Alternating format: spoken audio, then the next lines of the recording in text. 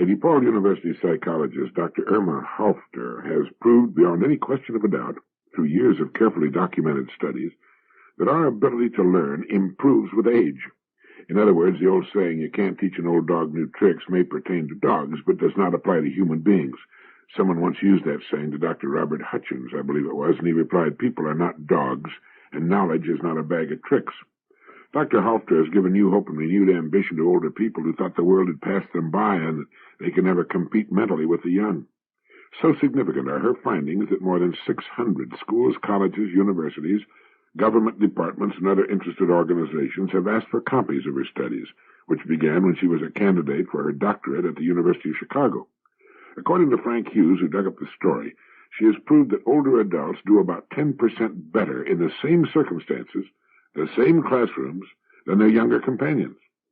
Now, her study of learning ability covered virtually every field of human activity: business, communications, education, humanities, modern languages, natural sciences, mathematics, nursing, professional art, professional music, and social studies. She experimented with groups of older women, but she's proved the same story with men. Sex makes no difference in learning ability. As the doctor reported on her tests with women, older women gave a superior total performance and a superior performance in each of the fields of study. In particular, the older women earned more A's than the younger women and had approximately equal percentages of B's and C's and a lesser percentage of D's and F's. One of Dr. Halfter's pet peeves is this business of college for everybody. She says, one of my pet gripes at industry is that they don't need college graduates. They have so routinized industry that the college degree is really foolishness. I think all of society is on the wrong kick on this. College is a way to keep young people out of the labor force, but industry has so routinized jobs that decision-making is gone. So what do you think of that? Her important contribution is that our ability to learn is not impaired with the advance of the years. On the contrary, it gets better. People going back for their college degrees in their 60s find little difficulty in keeping up with their younger classmates. So it isn't your chronological age that matters in the learning process, it's your functional age. And if you're functioning normally, you can learn anything you want to, and on the average, you'll do better than you would have done in your late teens and early 20s. Now, I think this is good to know. I'm sure the very young are as glad to learn about this as are their parents and grandparents. So if you hear anyone saying, I'm too old to take that up now, you straighten him out. Remember Dr. Hutchins' comeback. The next time you hear someone say you can't teach old dogs new tricks, tell him that people are not old dogs, nor knowledge a bag of tricks. I ran across a quotation that's just too good to pass up. It's by George Bernard Shaw from Back to Methuselah. Imagination is the beginning of creation. You imagine what you desire, you will what you imagine, and at last you create what you will. One of our major problems as persons is that we so often permit our imagination to be confined by our environment and conditions. One of the wonderful things about human imagination is that it can break out of the barriers that tend to limit us physically. It can fly away to greener hills. It can see things not as they are now, but as they can be. It can foretell the future, at least as far as we as persons are concerned, to an altogether unsuspected extent. It can draw the colorful mental images that we hope someday to turn into reality. Imagination is the beginning of creation. We imagine thousands of things, of course, but if we understand the power of imagination, we realize that upon which our imagination becomes fixed tends to turn into reality. This is good and bad. Just as we can imagine wonderful things and conditions, we can also imagine unhappy, tragic situations. And whatever our imaginations become fixed upon will tend to become real in our lives. That's why control of the mind is so important. Control in the way we control a car. We want it to take us where we want to go. We don't want it to take us into a ditch or into another car. And so we're alert, and we control its speed and direction. It's the only way to drive successfully. Controlling the imagination, or freeing it along positive, growth-directed lines, will lead us in that direction. If we decide upon a goal we think is right and worthy of us, our imagination becomes like a pair of hands holding the picture in our minds, holding it and feeling every part of it, exploring it, turning it over, loving it. And as we hold that picture in the hands of our imagination, we're led toward it. The enormous power of our minds is set the task of achieving it, and the amazing answers begin to come to the surface of our minds. Soon, depending upon the difficulty and complexity of the image, It is ours. It's real. It exists in the world. It is an entity where before it was only a picture in our imagination. Children have an overabundance of imagination, but it's rampant and uncontrolled, which is as it should be as children. As we grow older, we can put the power of our imagination to marvelous use. We can make of it a servant, a genie, to bring us anything we seriously decide upon, or its equivalent. George Bernard Shaw knew this when he wrote those lines. It's not a new formation. It's as old as philosophy itself. But few of us realize we can put it, this self-fulfilling prophecy, to use for good in our lives. Let me give you that quotation again. Imagination is the beginning of creation. You imagine what you desire, you will what you imagine, and at last you create what you will. My old friend Commander Edward Whitehead, chairman of the board of Schweppes USA Limited, made a talk some time back before the United States Naval Institute, which was so popularly printed it. And in this speech, he talked of the difficulty in finding the kind of men who can make it into top management. The title of his speech was How to Succeed by Really Trying. And in it he said, trying, sustained effort, guts, resilience, the ability to spring back after defeat and discouragement, as well as some measure of ability, are the prerequisites of success. He said moral courage, a vigorous approach to problems, coupled with some degree of tact and preferably some personal charm, marks out the individual from the herd. As an employer, I can tell you that I'm immediately impressed by a young man who differs with me, who takes a different standpoint and does not hesitate to say so. Clearly, if he's going to survive, he must be right on at least some occasions. Also, his manner and approach must be respectful. But it never ceases to amaze me how few are willing to question, to challenge, still less reject the viewpoint pontificated by the boss. In the BBC broadcast Talk on Management Succession, his late boss, Sir Frederick Hooper, Commander Whitehead said, who is regarded as something of an expert in this field, referred to the difficulties of finding the right men to succeed in top management. He explained why he had learned to reject the specialist, the expert who developed such a penchant for his own particular field that he was seldom able to see a thing whole, to take the broad view. Even the all-rounder, the solid, reliable, capable administrator who ponders each and every problem and eventually comes up with an answer that is probably right, is not the man for top management, he said. The best candidate is likely to be the difficult, intractable fellow who gets under the skin of those above, below, and around him, the chap with insatiable curiosity, who challenges accepted notions, who will never accept anything, who always asks questions and wants to know if there might not be a better way.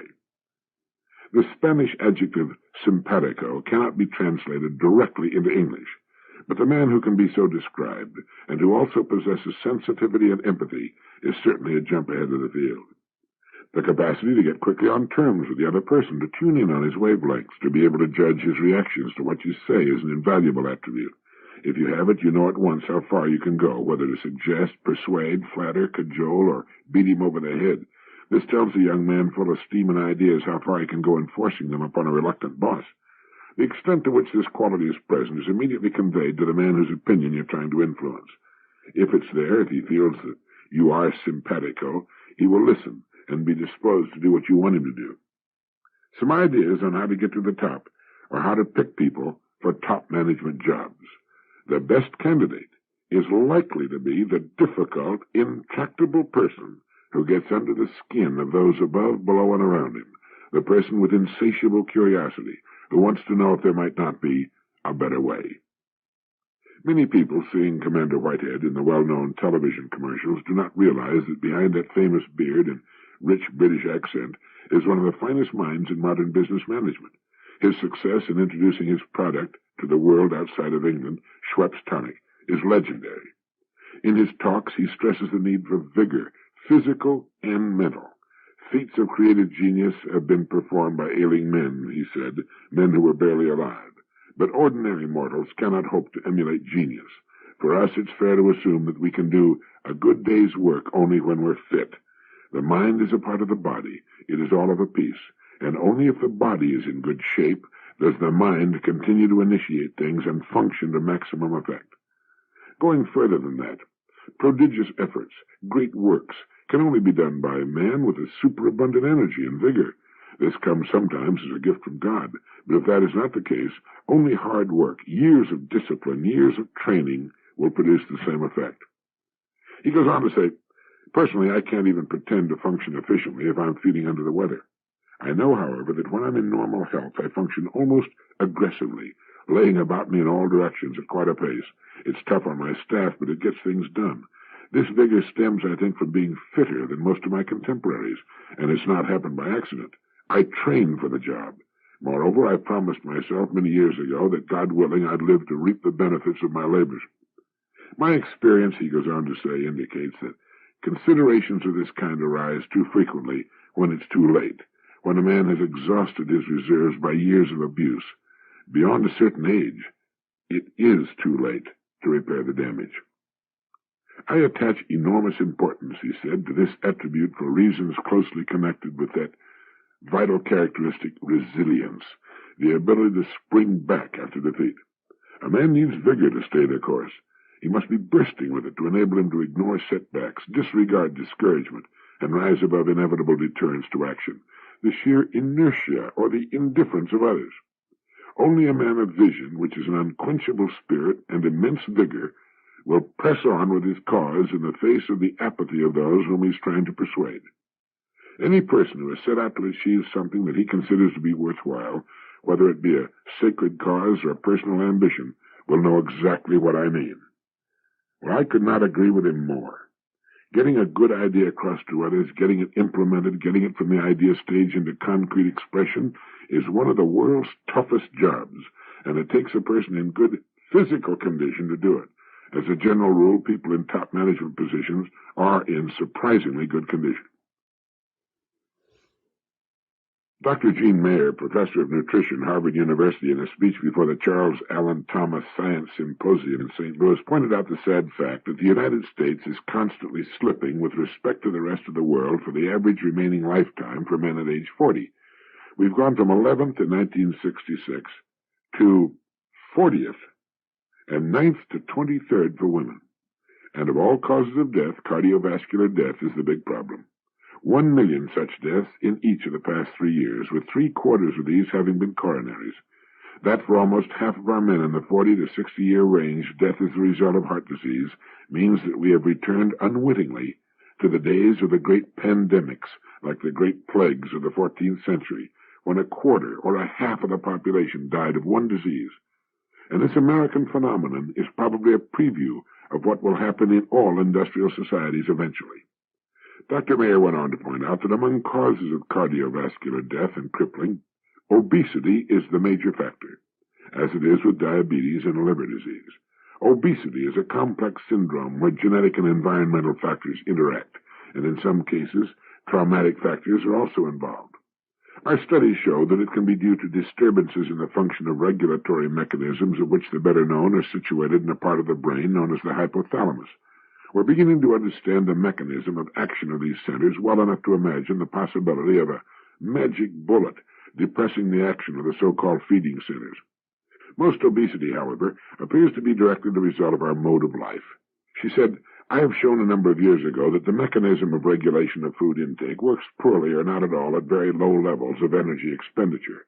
As physical work decreases below a certain critical level, determined for each individual by heredity and clearly associated with body type, food intake stops decreasing correspondingly, or decreasing at all, and the individual becomes fat. Obesity is, for many, and probably for most of our overweight population, the result of a technology which, by emphasizing door-to-door individual transportation, labor-saving devices, and televised spectator sports, is affecting unfavorably the health and appearance of close to half of our adults. Lack of exercise does more than lead to obesity. Again, our research shows that hard and prolonged exercise protects against the hypercholesterolemic effects of a high diet in saturated fat, and to a certain extent against hypertension. In the presence of a significant narrowing of the arteries of the heart, it also leads to the opening of collateral vessels, and thus may avert a fatal coronary. It is thus not enough to mention technological approaches to preventing the number one killer and crippler of men in industrial societies. It's even more important to understand that the pandemic prevalence of cardiovascular disease is to a large extent the result of our uncontrolled technology. All of which means, if you want to live a full lifespan, take care of your heart by daily exercise and keep your weight down. So check with your doctor, watch your weight, and exercise every day. It isn't that we want to live forever, but why sacrifice 10 or 20 years of life just because of modern technology? A very interesting United Press International story appeared recently, Dateline, New York. It seemed that many companies are faced with the problem of executives who resist taking vacations. According to Dr. Smith Montgomery of Personnel Psychology Center, New York City, and other business psychologists, the man who wants to skip his vacation nearly always is a risk of some kind to the company, and himself. Rarely is his excuse for staying on the job valid. According to Dr. Ralph Collins, consulting psychiatrist for Eastman Kodak Company of Rochester, New York, this executive likely will become dogmatic and irascible at the office, reducing morale and efficiency in his department. There are many executive types who want to skip vacations, virtually all bad, Montgomery said. One is the fellow who's afraid somebody else will be sitting at his desk permanently when he gets back. There's the man who's been covering his mistakes and fears the boss will find him out if he goes on leave. There's the spendthrift who can't afford a vacation. Often he covers up by pretending the company can't spare his services. He manages to have some large project on hand to look after during vacation season. There are those who really think they're indispensable, that the department couldn't get along without them for a few weeks. Another is the fellow who has a business of his own on the side which he can't leave. If he can't get away for a trip, he can't see any sense in taking leave from his regular job either. And finally, there's the occasional till-tapper. He's the one who has been doing some stealing and juggling the books and is afraid a surprise audit during his absence would mean prison.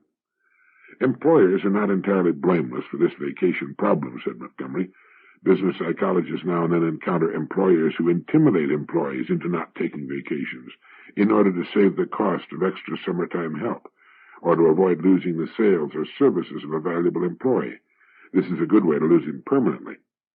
I've known businessmen who refuse to take vacations on the theory that they just can't get away, but I've never known of a really valid case. By not taking his vacation, the boss deprives his family of their vacation fund and deprives the employees the pleasure of his absence for at least a short time during the year. As to being indispensable, that's so much papaya juice. Nobody is indispensable, as much as he might like to think he is. Quite often, much to the consternation of the boss, sales increase during his absence. Things actually run more smoothly, and overdue improvements can often be made.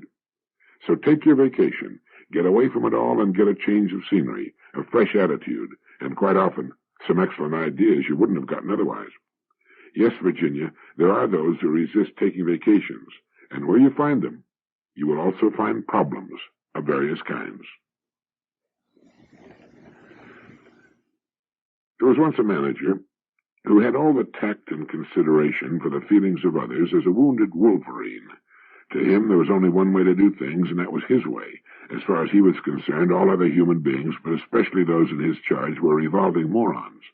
The slightest mistake found him frothing at the mouth, cursing, shouting, running around like a crazy wind-up toy with hypertension. The turnover rate in his department was practically 100% per year. He belonged to the old school that's fond of saying, if you want something done right, do it yourself. That statement, incidentally, is the most blatantly conceited, stupid remark ever uttered by a creature famous for making stupid remarks. It assumes that no one else on earth can do a particular job as well as I can. That has to be false on the face of it. What the person who says that really means is, if you want something done the same old way, the way you like to see it done, then do it yourself.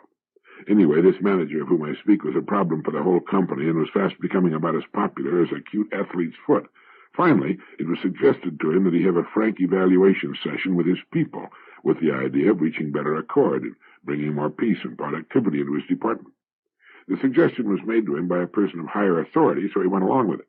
He got his people together and leveled with them. He wanted their opinions of him and their suggestions as to how their department could be more efficiently operated. Well, it was a revelation. The manager learned that he was not held in high esteem by his people, that they only tolerated his thoughtless and dictatorial methods because of the paycheck. But the most revealing and interesting question came from one of the youngest men in the department. He asked, "Where did you learn to manage others?" Well, this brought about a deep and prolonged silence, and it turned out that this manager had never studied management at all.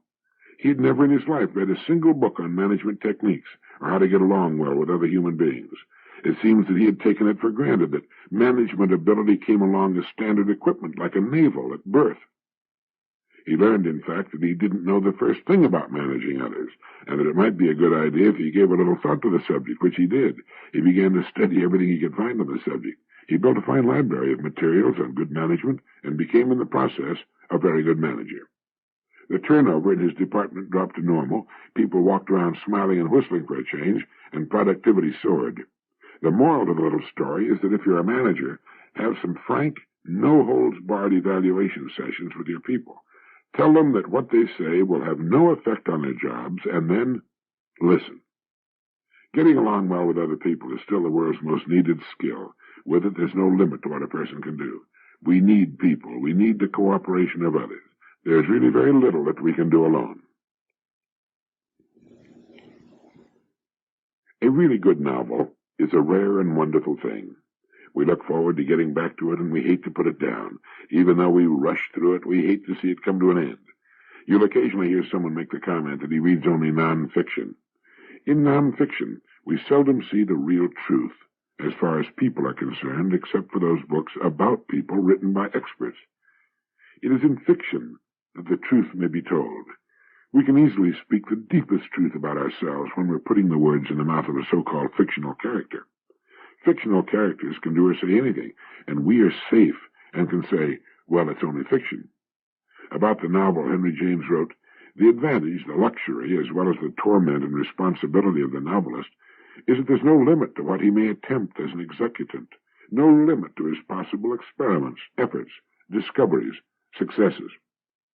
This is what makes writing a novel so exciting a thought to so many people. There's simply no limit as to what may be attempted. But, and this is the but that usually stands between the so-called novelist and his readers. Henry James also said, the only obligation to which in advance we may hold a novel, without incurring the accusation of being arbitrary, is that it be interesting. To be interesting, there's the rub, because to be interesting, you've got to be good. You have to write in such a way that the words themselves, the little black marks on the printed page, disappear, and only the thoughts and ideas and action in the drama, the smoothly flowing dialogue come through. The legend at the beginning of a good novel, the disclaimer about the characters being fictitious and any resemblance to persons living or dead being purely coincidental, is, of course, so much hogwash. The characters are not fictional. They're real. They are people we've met many times or read about in our daily newspaper. Novelists take their characters from real life, changing only the names and places to avoid suit for libel, not for misrepresentation, but for all too accurate a picture of the real person. To get an education, we've got to read a great deal of nonfiction. To be a successful writer, one needs reference books of various sorts, the more the better, all of which are nonfiction. Most of our reading is nonfiction, and that's fine. But if you've never tried good fiction, or have gotten out of the habit of reading good fiction, try it again. I had a letter the other day from a woman, a widow who lives in the South. She said she found much of her existence rather bleak. Good fiction will bring a whole new, exciting, colorful world into our lives. The person who loves books is never very lonely for long. The pages of his books are filled with interesting people who wait his pleasure, ready to entertain at a moment's notice.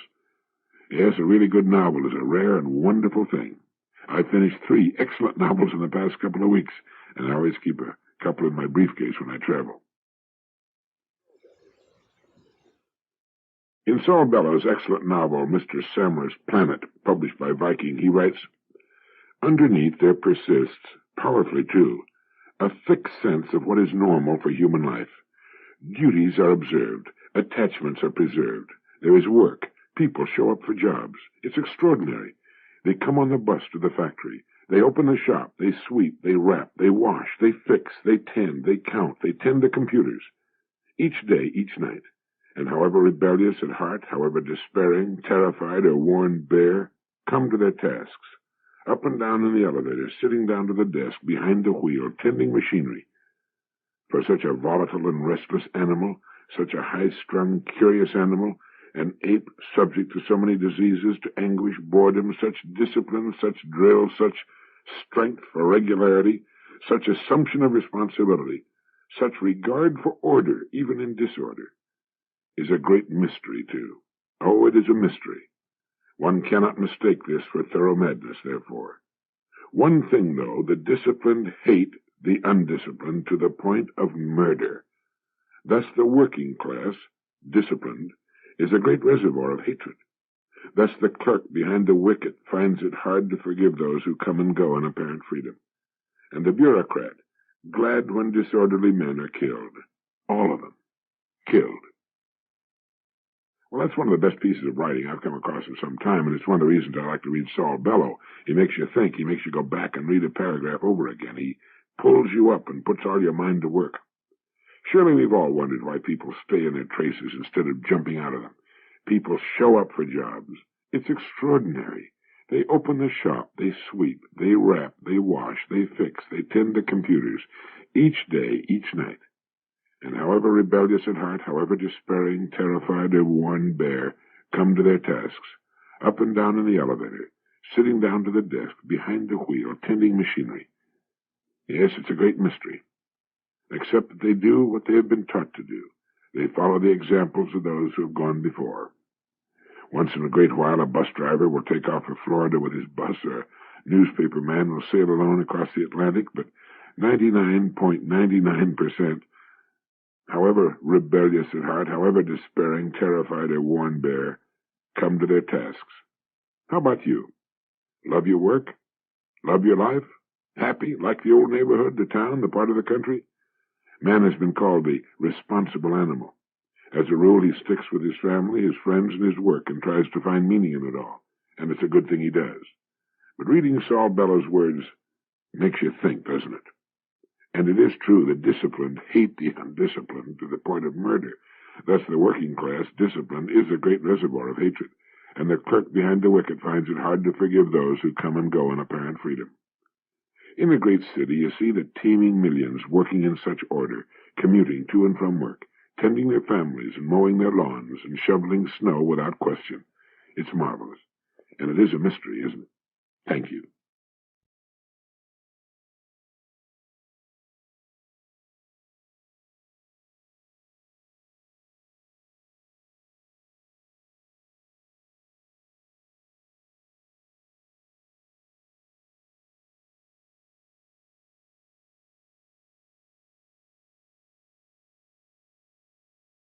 I'll tell you how you can become financially independent. How you can see to it that you'll never have to worry about an income again as long as you live. Hello, this is Earl Nightingale, and I want to take just 13 minutes of your time to tell you about the most interesting and successful people in the world, the people who belong to the top 5%. I believe it's a group you'll want to belong to also. First, let me explain who belongs to this group now, and it's right here that you may as well prepare yourself for a shock. I want you to get a mental image of 100 young men standing in a line. These men are all 25 years of age. The world is ahead of them. Each of them has as much opportunity as the rest. They live in the richest country on earth, truly a land of abundance. Now, answer this question. What will have happened to these 100 young men by the time they're 65 years of age? In other words, let's turn the clock ahead 40 years. What do you think will have happened to these 100 men who started even at age 25? It's interesting, isn't it? Well, here are the statistics. By the time they're 65, 1 will be rich. 4 will be independent for life. 5 will be working. 36 will be dead. 54 will be dependent. Let me repeat those figures so that you can get them firmly in your mind. 40 years after 100 young men start even at age 25, 1 is rich. 4 are independent. 5 will be working. And all the remaining survivors, 54, will be dependent on others or an agency for their support. So 5% makes the grade in life. This is the top 5%, and hence the title of this record. To ask you if you want to belong to the top 5% is really unnecessary. Of course you want to belong, and perhaps you already belong. When you discovered that only 5% of our people make the grade financially, were you shocked? You should have been, because this is really a serious indictment. Look at it this way. If you practiced playing the piano 8 hours a day, 40 hours a week, 50 weeks a year, for 40 years, I know you'll agree that you would be an accomplished pianist. Or what if you practiced anything, 8 hours a day, 5 days a week, 50 weeks a year for 40 years? Medicine, law, selling, agriculture, teaching, carpentry, writing, anything at all. In 40 years, you can become an expert at anything, right? Of course. Well, the 54 men out of 100 who arrive at age 65 without having become financially independent in the richest land in the world have worked in our economy 8 hours a day, 5 days a week, 50 weeks a year for 40 years, and haven't figured out in that length of time how to be financially independent for the remaining and certainly the best years of their lives. Why? How is this possible? Financial independence is certainly not a matter of luck. It's a simple matter of planning. How much money do you suppose the average man earns in 40 years?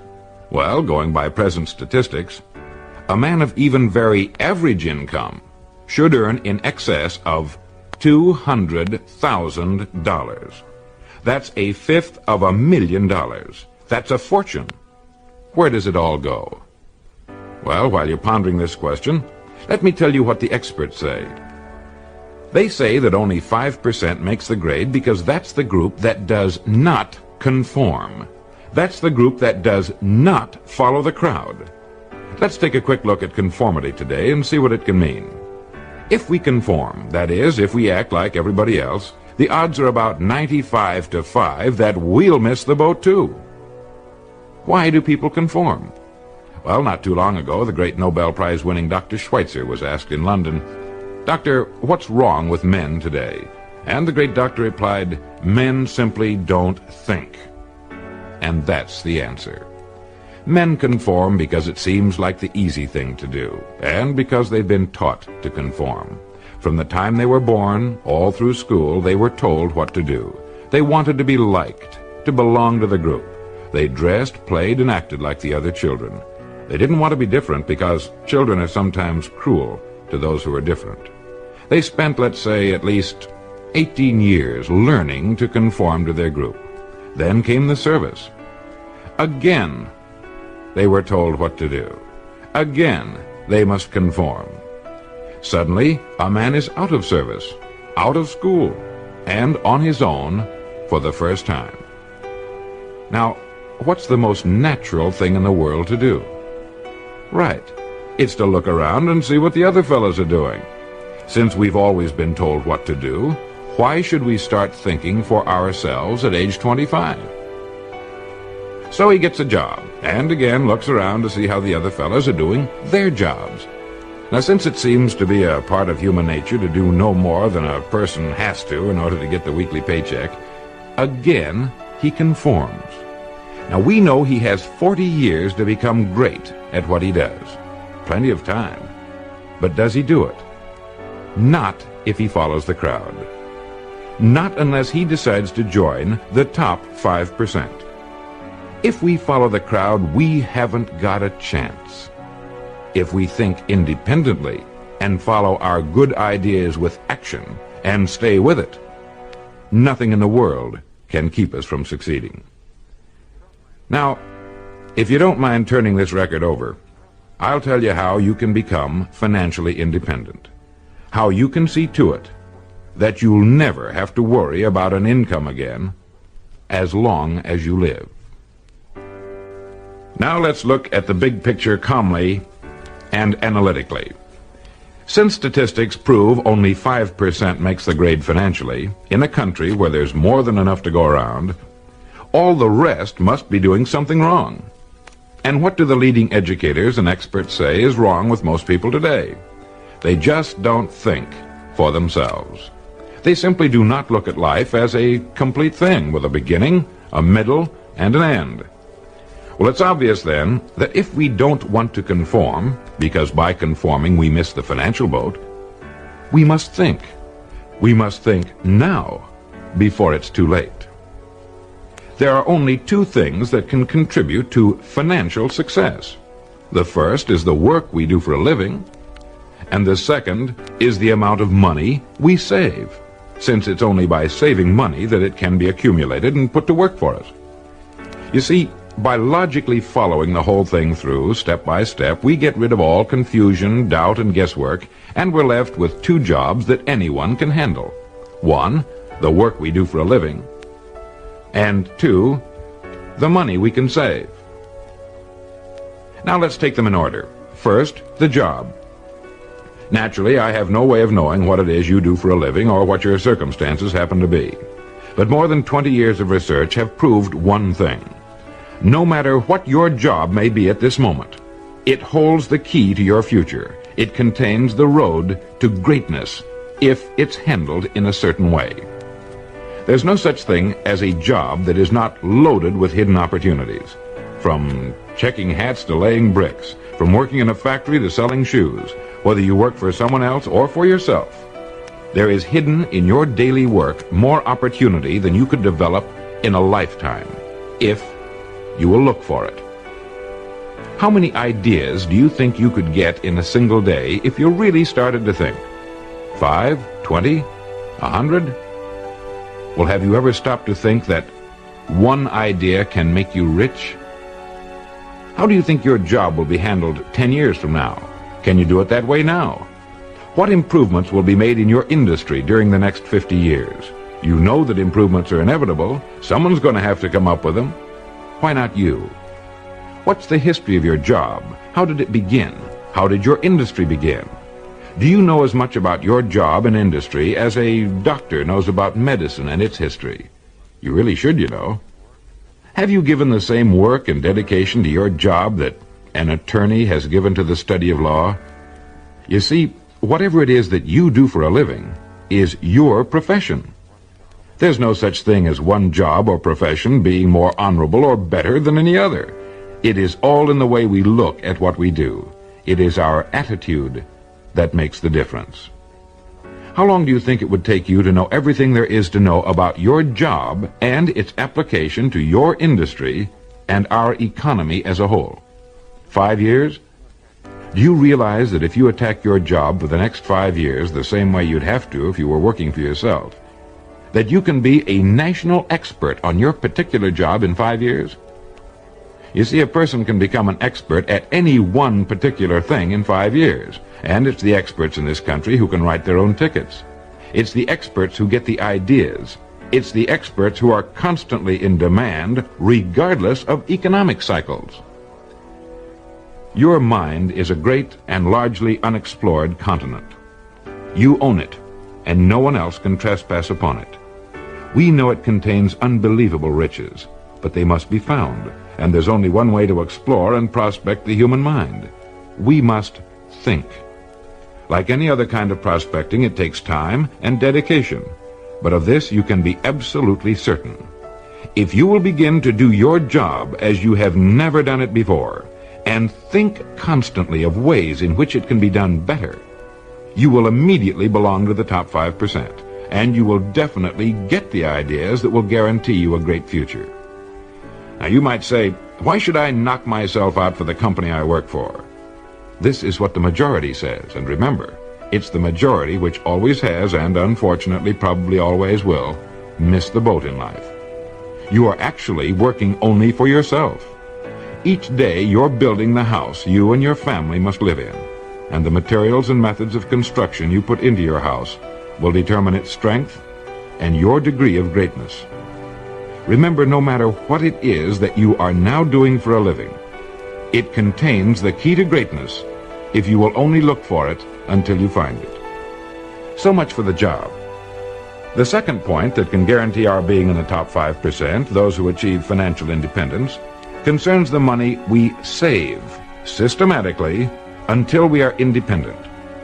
The men and women who find themselves financially independent at 65 did not suddenly come into an inheritance on their 65th birthday. They planned it that way and then stuck to their plan. Saving money is the only check you can write that doesn't cost you a penny. You've seen a bricklayer starting on a large building. He puts down the first brick and you think, my gosh, what a job. But one day you drive by and there's the building, all finished. The first brick is still there, way down at the bottom, and all the other bricks are in their places. If he hadn't put down the first brick, none of the others could have been put in place. Each brick, small though it is, makes a vital contribution to the finished structure. It's the same with saving money. Unless you're saving at least 10%, preferably more, of what you earn, you are making an extremely serious mistake. Unless you pay yourself at least 10 cents out of each dollar you earn, you are stealing from yourself what can be the most beautiful years of your life. The later years, when you can do all the things you've always wanted to do. You see, financial success has nothing at all to do with the money you earn, but only with the money you save. If you have found this information helpful in any way, will you do the person from whom you obtained this record the courtesy of just a few minutes of your time? Thank you.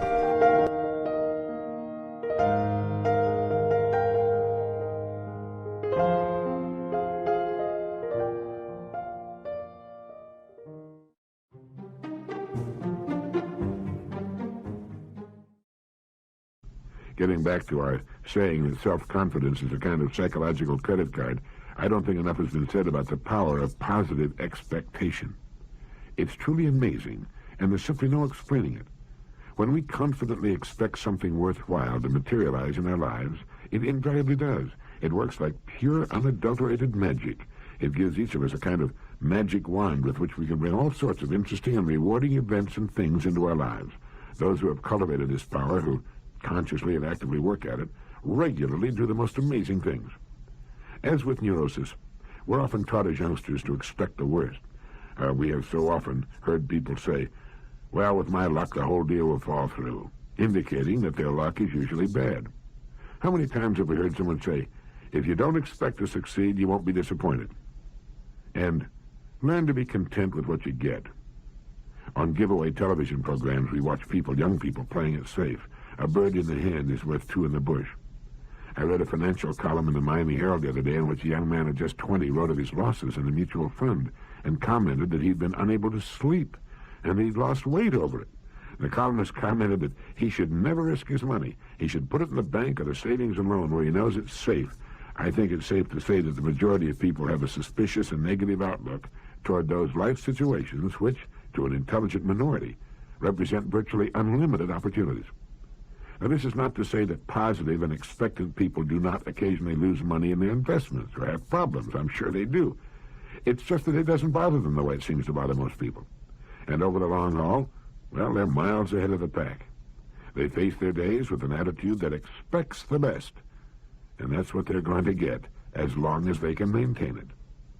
What others worry and stew about, they confidently expect a successful outcome, and most of the time they get it. If you have trouble maintaining this powerful force for good in your life, a reminder card, placed where you'll see it every morning when you get up and at odd times during the day, can help you get on course and form a very valuable new habit. In his excellent book on becoming a person, Dr. Carl Rogers spelled out some of the characteristics of the new powerful person who is emerging in our culture today and the vital different set of values he both maintains and lives.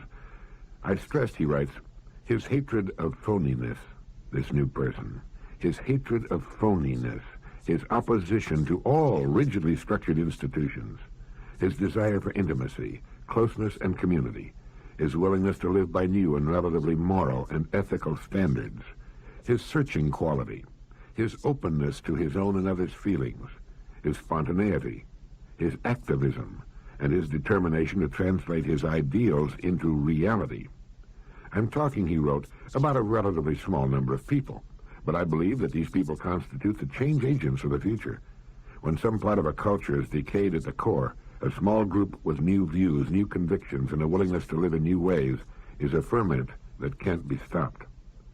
Let's take a look at that new person emerging in our culture and see if you and I qualify. I'd like to think that the total subscription list of Direct Line is made up of these powerful new emerging people. First, his hatred of phoniness. Our new powerful person sees through facades and tinsel, outmoded and ridiculous customs and beliefs. free of the tyranny of things and the opinions of others, he and his family, she and her family, live in a kind of solid serenity where true values count, where the verity, things like truth and justice, the family and work, take on real meaning. It is in the avoidance of phoniness that real freedom may be found, and one can drop off the rat race with a great sigh of relief. There are no inner circles to which these people need apply for membership. They are the centers of their own circles. This person is opposed to all rigidly structured, closed institutions. Such institutions are saying, by the fact that they're rigidly structured and closed, we have the answers. We need look no further. This is it. The new powerful person knows that at this early stage of our development, such thinking is infantile. We do not have all the answers about anything. And just as the maturing person is in a stage of growth, of becoming, so is a vital institution. It uses what it has and what it knows as springboards into the future, and assiduously avoids becoming closed and rigidly structured. A good and viable institution, like a self-actualizing person, is always in a state of growth, of becoming. He has a desire for intimacy, closeness, and community, and a willingness to live by new and relative moral and ethical standards. This person has a searching quality and an openness to his own and others' feelings. He's spontaneous, unafraid of what others will say of his enthusiasms and ideas, and is determined to translate his ideas and ideals into reality. Now, of course, these people must constitute a relatively small number of people, a true inner circle, the most important and influential club of human beings on earth. The qualifications for membership are tough. To meet them takes work, thought, and study, a willingness to find oneself and be oneself, but the perquisites of membership are great indeed. One of them is freedom. Another is joy. One of the world's greatest cartoonists, to my mind, is Fernando Cron. Many years ago, I cut one of his cartoons out of the Reporter, which depicted the entrance and exit to a subway. Coming out of the exit is a crowd of adults. Going down into the entrance is a crowd of children. All the children are laughing and smiling and enjoying themselves. But on the faces of the adults coming out of the subway are expressions of anger, boredom, worry, and not one smile or joyful expression in the lot. There's no caption. None is needed. The cartoon very graphically asks the question, what happened to all of those smiles and happy expressions between the ages of childhood and adulthood? Well, what did happen to them? Are we to say that adult life is so full of sorrow and pain and problems that it cannot be experienced in a consistently happy way? No, in fact, a little later I'm going to give you some statistical data pertaining to happiness, who's happy and why. But this group of powerful people, emerging people in our society, while more aware of the world's problems than 95% of their fellows, still enjoy their lives, and do not belong to that sad group coming out of Fernando Cron's subway. I've stood at the exits of subways and watched the people coming up. Nobody expects them to be doubled over with helpless laughter or skipping and playing like children, but their expressions seem to indicate that life for them is an extremely serious and as yet unfathomed riddle, and they give the impression that they're not growing as persons, and are perhaps, in fact, drawing back, shrinking into their little molds and hardening like concrete. Incidentally, my all-time favorite Fernando Cron cartoon portrays a man on the end of a pier who is obviously bent on suicide. He has a rope tied around his neck with the other end tied around a great stone. In attempting to throw the stone over the end of the pier, all he has accomplished is to drop it on his foot. The cartoon shows him hopping on one foot, holding the injured foot in his hands. The caption of the cartoon is simply, incompetence. And if we ever needed proof that the only way to growth and maturity and knowledge lies in the lonely and arduous hours spent alone in thought and study, this thought from the German philosopher Arthur Schopenhauer should convince us. Truth that has merely been learned is like an artificial limb, a false tooth, a waxen nose. It adheres to us only because it is put on. But truth acquired by thought of our own is like a natural limb. It alone really belongs to us. And if you wonder from time to time why so many of the adults you see and know about you shackle themselves with the outmoded ideas of the past, Schopenhauer also wrote, there is no absurdity so palpable but that it may be firmly planted in the human head if only you begin to inculcate it before the age of 5 by constantly repeating it with an air of great solemnity. When a child asks his parents what he should be when he grows up, they often, and with the very best of intentions, try to steer him toward a particular calling or profession.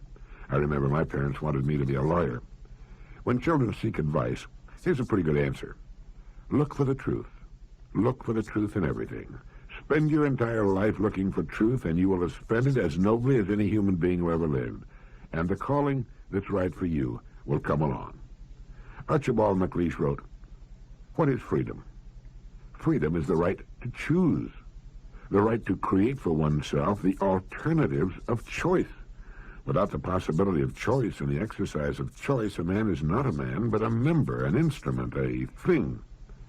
Dr. Carl Rogers says that responsible personal choice is the most essential element in being a person and is the core experience in psychotherapy. Francis Bacon said, "If a person will begin with certainties, he will end in doubts.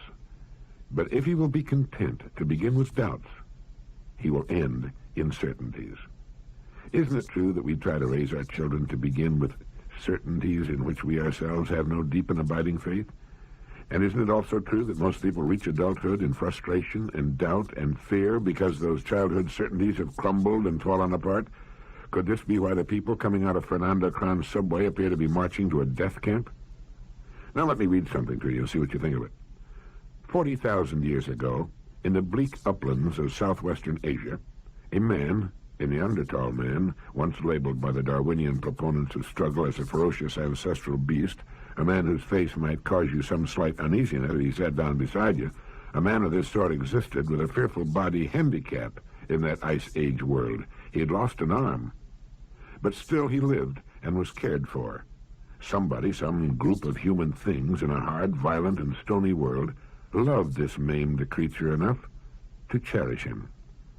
And looking so across the centuries and the millennia toward the animal men of the past, one can see a faint light, like a patch of sunlight, moving over the dark shadows on a forest floor. It shifts and widens, it winks out, it comes again, but it persists. It is the human spirit, the human soul, however transient, however faulty men may claim it to be. In its coming, man had no part. It merely came, that curious light, and man, the animal, sought to be something that no animal had been before. Cruel he might be, vengeful he might be, but there had entered into his nature a curious, wistful gentleness and courage. It seemed to have little to do with survival, for such men died over and over. They did not value life compared to what they saw in themselves, that strange inner light, which has come from no man knows where, and which was not made by us. It has followed us all the way from the age of ice, from the dark borders of the ancient forest into which our footprints vanish. It is in this that Kierkegaard glimpsed the eternal, the way of the heart, the way of love which is not of today, but is of the whole journey, and may lead us at last to the end. Through this, he thought, the future may be conquered. Certainly it is true. For man may grow until he towers to the skies, but without this light, he is nothing, and his place is nothing. Even as we try to deny the light, we know that it has made us, and what we are without it remains meaningless. We have come a long road up from the darkness, and it well may be, so brief even so is the human story, that viewed in the light of history we are still uncouth barbarians. We are potential love animals, wrenching and floundering in our larval envelopes, trying to fling off the bestial past. That's good, isn't it? It's from the book that belongs in your library and mine, The Firmament of Time, by Loren Eiseley, published by Atheneum. Dr. Eiseley taught anthropology at the University of Kansas and Oberlin College before he was named chairman of the Department of Anthropology at the University of Pennsylvania, where he later became provost. This is the kind of book that helps us grow, that helps us move closer to the truth about ourselves. And here's something we should read or listen to once a day for the next 45 years. It was written back at the turn of the century by William George Jordan. He was editor of several magazines during his lifetime, including the Ladies' Home Journal and the Saturday Evening Post. He wrote, "Calmness is the rarest quality in human life. It is the poise of a great nature, in harmony with itself and its ideals. It is the moral atmosphere of a life self-reliant and self-controlled. Calmness is singleness of purpose, absolute confidence, and conscious power ready to be focused in an instant to meet any crisis. The Sphinx is not a true type of calmness. Petrifaction is not calmness, it's death, the silencing of all the energies. While no one lives his life more fully, more intensely, and more consciously than the person who is calm. The fatalist is not calm. He's the coward slave of his environment, hopelessly surrendering to his present condition, recklessly indifferent to his future. He accepts his life as a rudderless ship drifting on the ocean of time. He has no compass, no chart, no known port to which he's sailing. His self-confessed inferiority to all nature is shown in his existence of constant surrender. It is not calmness. The person who is calm has his course in life clearly marked on his chart. His hand is ever on the helm. Storm, fog, night, tempest, danger, hidden reefs, he's prepared and ready for them. He's made calm and serene by the realization that in these crises of his voyage he needs a clear mind and a cool head, that he has nothing to do but do each day the best he can by the light he has, that he will never flinch nor falter for a moment, that though he may have to tack and leave his course for a time, he'll never drift. He'll get back into the true channel. He'll keep ever headed toward his harbor. When he will reach it, how he will reach it, matters not to him. He rests in calmness, knowing he's done his best. When the worries and cares of the day fret you and begin to wear upon you and you chafe under their friction, be calm. Stop. Rest for a moment, and let calmness and peace assert themselves. If you let these irritating outside influences get the better of you, you're confessing your inferiority to them by permitting them to dominate you.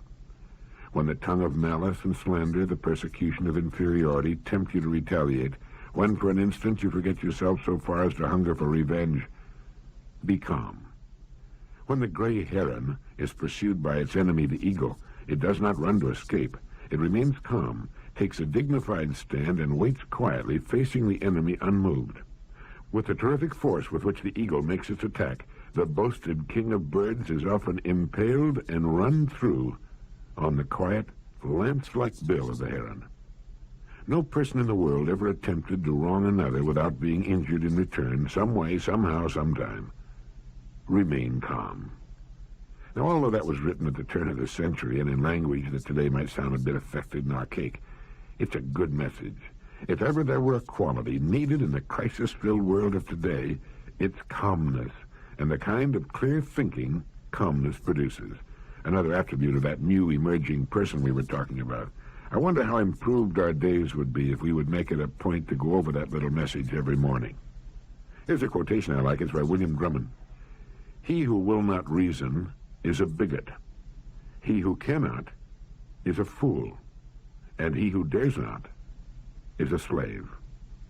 The distinguished psychologist, the late Dr. Maslow, said something that should be kept in mind by every parent and businessman and executive, teacher, by every person in any sort of position of authority. He said everyone seems to be aware at some level of consciousness of the fact that authoritarian management outrages the dignity of the worker. He then fights back in order to restore his dignity and self-esteem. He will do this actively with hostility and vandalism and the like, or passively as a slave does with all sorts of underhanded, sly, and secretly vicious countermeasures. These reactions are puzzling generally to the dominator, but on the whole they're easily enough understood, and they make very real psychological sense if they're understood as attempts to maintain one's dignity under conditions of domination or of disrespect. In the foreword to his book, If Men Were Angels, Milton Mayer writes of when he was a youngster. His mother would say, "Wear your rubbers." "Oh, gosh, Ma. Don't gosh me, wear your rubbers." "Why do I have to wear my rubbers?" "Because I say so, that's why." Or to his big brother, "I want you to take care of your little brother this afternoon." "Gosh, Ma, why do I have to take care of him?" "Because I say so, that's why." Now, because I say so has never been a very good reason for doing anything, not as a child and not as a grown-up. Whenever we're faced with arbitrary authority, we burn and rankle. Whether it's a worker, a secretary, a wife, husband, or child, his self-esteem is his most valued possession. If you hurt it, he'll find a way of getting back, of restoring his self-esteem in his own eyes. If not, he will be diminished in his own eyes. The juvenile delinquent, the adult delinquent are examples of this kind of thing. Human beings avoid being manipulated, dominated, pushed around, determined by others, misunderstood. People don't like and will not stand for being a nothing rather than a something, unappreciated, not respected, not feared, not taken seriously, laughed at. People will not tolerate, even though they may appear to be doing so, being ludicrous figures. They don't like being treated as a physical object rather than as a person. As a rule, they don't like to take orders, be forced, used, exploited, controlled. They don't want to feel that they're helpless, compliant, deferent, an interchangeable person. What human beings are seeking is to be prime movers, self-determination, to have control over their own destinies, to determine their own movements, to expect success, to be active rather than passive, to be a person rather than a thing, to have others acknowledge their capabilities fairly. To succeed as a manager of others, in getting along with people generally and our families, we must avoid anything that tends to diminish another person's self-esteem, because people must then find a way to build it back up, and will generally do it in a negative fashion. They will strike back at us directly or indirectly. People will willingly follow the direction of another who directs them in such a fashion as to bolster, or at least keep intact, their feelings of self-esteem. And one of the ways to keep good employees is to keep the level of noise to the absolute minimum. The German philosopher Arthur Schopenhauer wrote, "The amount of noise anyone can bear undisturbed stands in inverse proportion to his mental capacity, and may therefore be regarded as a pretty fair measure of it." Noise is a torture to all intellectual people. A good indication of the truth of that can be observed by watching children grow up. In their first few grades, they shout at each other constantly at the very top of their lungs. Anyone who has had to take a small child to a children's matinee can attest to that, or listen to them on the school playground. As they move up in the grades, though, the noise level drops, and even in a class of very young people, it's generally thought to be true that the quietest children are the more intelligent. And finally, young people in their teens are far quieter than children of 7 or 8, except when it comes to their music. The more intelligent a person becomes, the more his voice will diminish in volume. The quiet, controlled voice is infinitely more effective when dealing with others, small children included. Shouting or loud talking is almost always a sign of inferiority, real or imagined. It hurts the ears and grates on the nerves and causes real fatigue. People who tend to raise their voices when they get angry should try to do just the opposite. They'd be far more effective and would tend to retain better control of themselves. A person's intelligence can be said to be in inverse proportion to the amount of noise he can tolerate. A couple of my acquaintance with 3 small children bought a second-hand limousine with a glass divider between the front and back seats. On long trips, they simply roll it up and drive along in blissful peace and quiet, while the kids play, scream, and fight in the back seat. I visited an interesting company in Dallas, Texas some time back, whose offices, even though they required several floors of a large office building, had only about 3 traditional offices as such. They were offices, I believe, for the president, the chairman of the board, and the conference room. All the other people occupied spaces surrounded by movable modules. Telephone and electrical cables came down from the ceiling. Now, the entire floors were deeply carpeted with good acoustical material on the ceiling. There was a marvelous silence about the place. After a trial period, the people were polled as to their opinion of the new setup, and they were virtually unanimous in their acceptance of it. It's very difficult to imagine an intelligent, thoughtful, poised person making a lot of noise, shouting or losing control. A person should speak just loudly enough to be heard clearly under all circumstances. A distinguished American psychotherapist has said that no one, as far as we know, is born neurotic. We learn to become neurotic as a result of our upbringing. We are raised by other human beings, and they literally teach us to become neurotic. If a child is raised to believe that intelligence and beauty are worthwhile traits, and that he is bright and handsome, well, he will tend to look upon himself as good and to have a favorable self-concept. But if he's raised to believe that he is stupid and ugly, he will tend to look upon himself as bad and to have a poor self-concept. Our early self-concepts depend upon the concepts that others have toward us. If those who are important in the life of a child generally blame him, he will learn to blame himself. If they consistently accept him, he will learn to accept himself. That does not mean that the self-concept the child first learns is absolutely final and crucial. He can, later in life, change it for better or worse, but it's hard. And this early self-concept is most important, and it does tend to set the pattern for later attitudes and behavior. I read somewhere that self-confidence is like a psychological credit card, and I can still remember my mother telling me that I could do anything I set my heart upon. To tell a youngster he or she is great is to give him the kind of self-image he needs to build a meaningful life for himself. Youngsters will discover their limitations, their blind spots, the areas in which they have little or no aptitude soon enough without our help. Self-confidence is a kind of psychological credit card, and is of far greater value than any other we can carry. When we see someone who is neurotic, it should elicit our sympathy in the realization that the person was not born that way. He was taught to be neurotic by his elders. Neuroses are like chains that are put on children to hinder them in their development and activities. If you'd like to examine yourself for traces of neurosis, Dr. Albert Ellis, in his book How to Live with a Neurotic, gives us a list of popular beliefs, irrational ideas, really, each of which indicates a neurosis. You can check your own against the list. Remember, each of the following statements is false and indicates a neurosis. An adult must be approved of or loved by almost everyone for almost everything he does.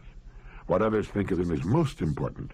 Depending on others is better than depending upon oneself. A person should be thoroughly competent, adequate, talented, and intelligent in all possible respects. The main goal and purpose of life is achievement, success. Incompetence in anything whatsoever is an indication that a person is inadequate or valueless. One should blame oneself severely for all mistakes and wrongdoings. Punishing oneself for errors will help prevent future mistakes. A person should blame others for their mistaken or bad behavior. He should get upset by the errors and stupidities of others. One should spend considerable time and energy trying to reform others.